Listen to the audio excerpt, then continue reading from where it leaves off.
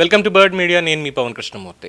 బతికున్న మనుషుల్ని చనిపోయినట్టుగా డాక్యుమెంట్ సృష్టించేసి 4-5 కోట్ల రూపాయలు విలువైనటువంటి స్థలాన్ని తన కొడుకు పేరు మీద రిజిస్ట్రేషన్ చేయించుకున్నటువంటి తమ్మినేని సీతారాం సంగతి అందరికీ తెలిసినటువంటి విషయమే. ఆ కేసులో మాజీ స్పీకర్ తమ్మినేని సీతారాం A6, ఆయన సతీమణి వాణి A7, కుమారుడు వెంకట శ్రీరామ్ చిరంజీవి నాగు A5 ఇందులో ఉన్నారు. సీనియర్ న్యాయవాది సి రఘు ఈ పిటిషన్ మీద అత్యవసర విచారణ జరపాలి అని చెప్పి కోరారు. అంగీకరించారు న్యాయమూర్తి లక్ష్మణరావు గారు.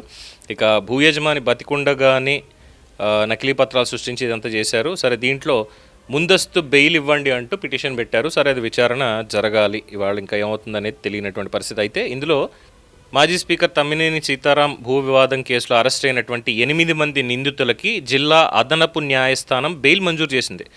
నిందితులు అడబాల రజని, తెలుగు సతీష్ కుమార్, సాలిపల్లి లక్ష్మణరావు, ముద్దాడ ఉపేంద్ర కుమార్, జె ఉపేంద్ర, మామిడి గోపాలకృష్ణ, శంభాన సాంబశివరావు, కోన పెద్దిరాజు. వీళ్ళని పోలీసులు ఆదివారం అరెస్ట్ చేశారు. గురువారానికి వాళ్ళకి బెయిల్ వచ్చింది. అంటే ఒక మనిషి చచ్చిపోయాడు అనేటువంటి అవి పుట్టించేసి ఆస్తిని కొట్టేసి, ఇది క్రిమినల్ కేసు కదా, మరి క్రిమినల్ కేసులో అంత తొందరగా బెయిల్ ఎలా వచ్చింది?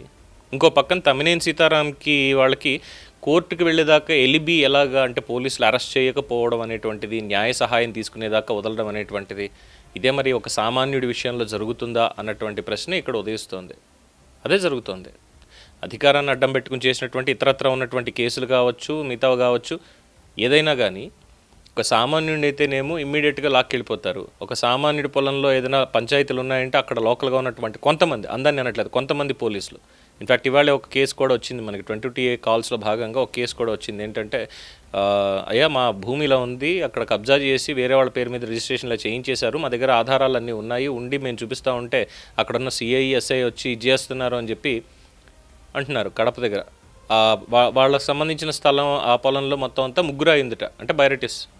సో ఆ ముగ్గురే మొత్తం ఉంది కాబట్టి చేస్తున్నారు, దాని వెనకాల ఉండి దీనికి పోలీసులు కూడా సహకరిస్తున్నారు అంటున్నారు. మరి ఇక్కడ కూడా ఆ రకంగా ఏమన్నా ఉందా? బట్ ఆ రోజు చెప్పారు క్లియర్గా, ఇదంతా క్రిమినల్ కేసు కింద వస్తుందండి, క్రిమినల్ కాన్స్పిరసీ. ఇది ఒక మనిషిని బతికుండగానే చనిపోయాడని చెప్పి ఫోర్జెడ్ డాక్యుమెంట్స్ ఇవన్నీ చేశారు. ఇది చీటింగ్ కింద ఇంకో దాని కింద రాదు, ఇది చాలా క్రిమినల్ కేసు కింద అవుతుంది, అరెస్ట్ అయితే తప్పదు, ఖచ్చితంగా జరుగుతుంది అని పోలీసులే చెప్పారు ప్రెస్ మీట్లో. చెప్పిన తర్వాత కూడా వీళ్ళకి ఈరోజు బెయిల్ వచ్చింది, ఇప్పుడు బయటికి వెళ్తారు, రేపు పొద్దున్న సాక్షులను ప్రభావితం చేయరన్నటువంటి గ్యారంటీ ఏంటి? బేసిక్గా వీళ్ళకి శిక్ష కదా పడాల్సింది తప్పు చేసిన దానికి.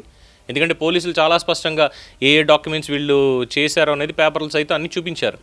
మరి చూపించిన తర్వాత నేరం జరిగింది అన్న తర్వాత దానికి తగ్గ శిక్ష అనేది ఉండాలి కదా. ఎందుకు శిక్ష పడలేదు అనేదే ఇక్కడ ప్రధానంగా అనుమానం. ఎలా అసలు అలాగా? మామూలుగా విద్వేషపూరిత వ్యాఖ్యలు చేశారు అన్నదానికి ఇప్పుడు 14 రోజులు రిమాండ్లు ఇవన్నీ అవుతున్నాయి. అలాంటిది ఏకంగా ఒకళ్ళ ఆస్తిని కొట్టేసి వాళ్ళు చనిపోయారని ప్రూవ్ చేసి వాళ్ళకు ఉన్నదాన్ని కూడా లాగేసి వేరే వాళ్ళ మీద పెట్టేసి ఇవన్నీ చేసిన దాంట్లో జస్ట్ 4 రోజులు అరెస్ట్ చేశారు, అరెస్ట్ అయిపోయింది, వెంటనే వాళ్ళకి బెయిల్ వచ్చేసింది. రిమాండ్ ఎక్కడుంది? ఇంకా శిక్ష ఎక్కడుంది? ఇంకా అంటే ఇంకా ఛార్జ్ షీట్ ఫైల్ చేయాలి. సరే, ఓకే, ఛార్జ్ షీట్కి టైం పడుతుంది అనుకుందాం, కానీ నేరం జరిగిందని ఇక్కడ స్పష్టంగా ఉంది కదా. దాని వెనకాల ఉన్న వాళ్ళు ఎవరు అనేది కూడా స్పష్టంగా ఉంది కదా. ఇప్పుడు వాళ్ళ దగ్గర నుంచి ఆ ల్యాండ్ మొత్తం అంతా ఏదైతే కొనుక్కున్నారో, రిజిస్ట్రేషన్ చేసుకున్నారో, దీనికి సంబంధించినటువంటి అధికారులు, సబ్ రిజిస్ట్రార్ కూడా ఉన్నాడు కదా దాంట్లో. మరి వీళ్ళందరినీ కూడా యాక్చువల్లీ అరెస్ట్ చేయాలి, ప్రభుత్వం చర్యలు తీసుకోవాలి చట్టపరంగా. కానీ న్యాయపరంగా బెయిల్ వచ్చేసింది. ఇక చట్టపరంగా రేపు పొద్దున్న ఎప్పుడు శిక్షలు పడతాయి అనేటువంటిదే ఇక్కడ ప్రశ్నార్థకంగా మారిందంటున్నారు. ఏం జరుగుతోంది అసలు? దీని మీద ఎవరన్నా న్యాయ నిపుణులు కాస్త సలహా చెప్పండి, అసలు ఏం జరిగి ఉండొచ్చు వీళ్ళ విషయంలో, ఈ కేసుకు సంబంధించి మీ అభిప్రాయం తెలియచేయండి. చూస్తూనే ఉండండి ది బర్డ్ మీడియా. ఈ వీడియో మీకు నచ్చినట్లయితే లైక్ చేయండి, షేర్ చేయండి, సబ్స్క్రైబ్ చేయండి. మరిన్ని అప్డేట్ల కోసం మా వాట్సాప్ ఛానల్ను ఫాలో చేయండి.